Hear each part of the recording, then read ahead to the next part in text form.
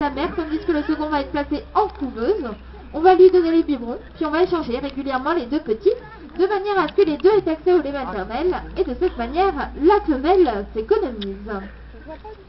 Alors une autre question que nous posent souvent nos visiteurs, à savoir si nous avons des petits, est-ce qu'ils resteront en France ou est-ce qu'ils seront propriété chinoise et repartiront en Chine?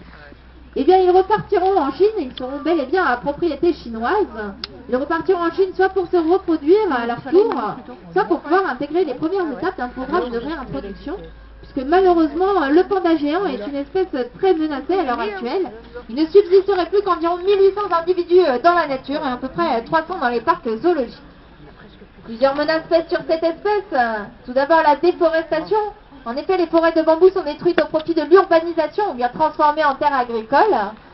Alors heureusement, la Chine a réagi. En 1998, elle a totalement interdit l'exploitation forestière de l'habitat des pandas géants.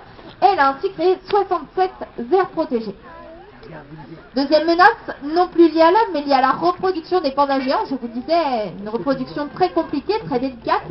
Et puis il faut aussi dire que le mâle n'est pas très porté sur la chose, ce qui ne facilite pas cette reproduction.